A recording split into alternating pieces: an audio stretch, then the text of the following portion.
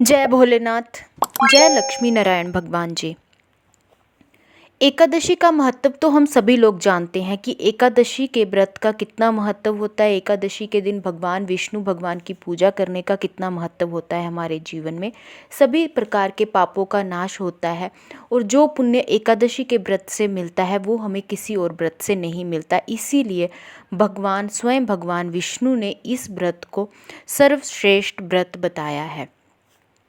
पौराणिक तथ्यों के अनुसार माने तो भगवान विष्णु भगवान को जैसे नारद जी ने पूछा था कि कौन सा ऐसा व्रत है जिसे रखने से हमारे समस्त प्रकार के पापों का नाश होता है, पुण्य मिलता है और सबसे उच्च व्रतों में माना जाता है, तो उनके लिए भगवान विष्णु ने एकादशी का व्रत ही बताया था।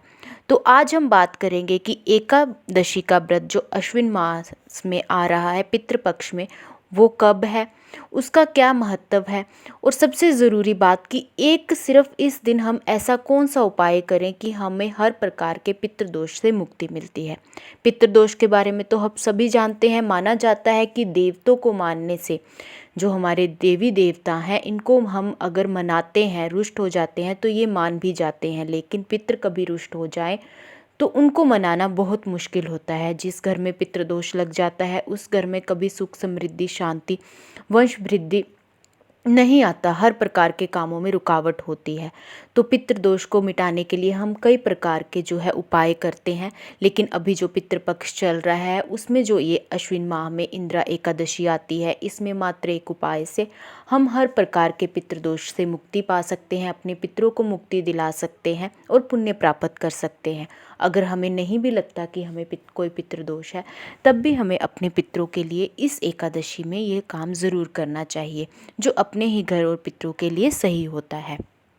सबसे पहले आपको बता दें, अश्विन माह के कृष्ण पक्ष की इंदिरा एकादशी 21 सितंबर 2022 को है।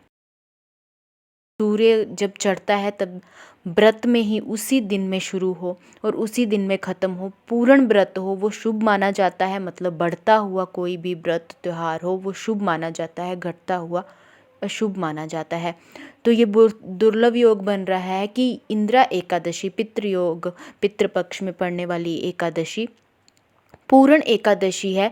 ये चढ़ते सूरज से लेकर दिन ढलने तक पूर्ण जो हमारा दिन है उसमें एकादशी ही है। ये एकादशी कब शुरू हो रही है तो मैं आपको बता दूं, एकादशी 20 सितंबर को रात 9:26 में शुरू हो रही है और ये एकादशी जो है दूसरे दिन 21 तारीख को रात 11:34 पर इसका समापन हो रहा है। तो 21 तारीख को ये पूर्ण एकादशी है, इसी में सूरज उगेगा और इसी में ढलेगा। तो बहुत शुभ फल मिलते हैं ऐसी एकादशी के।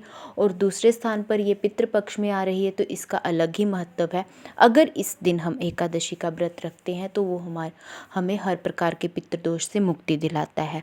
और दूसरी बात, जब भी एकादशी के पारण के बाद हम कोई दान करते हैं वो पितरों को निमित्त होकर दान कर दीजिए, तो आपको पितृदोष से मुक्ति मिलेगी, पितरों को मुक्ति मिलेगी और पितृ इससे प्रसन्न होते हैं।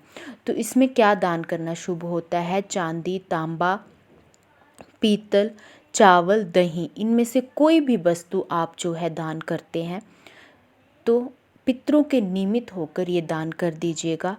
पितरों को मुक्ति मिलेगी और पितृ दोष से जो है आपको मुक्ति मिलेगी। वीडियो अच्छी लगी हो तो लाइक कर दीजिएगा। चैनल पे नए आए हैं तो चैनल को सब्सक्राइब कर दीजिएगा। कोई भी प्रश्न हो तो कमेंट बॉक्स में बता दीजिएगा। कोई सुझाव हो तो वो भी ज़रूर दीजिएगा।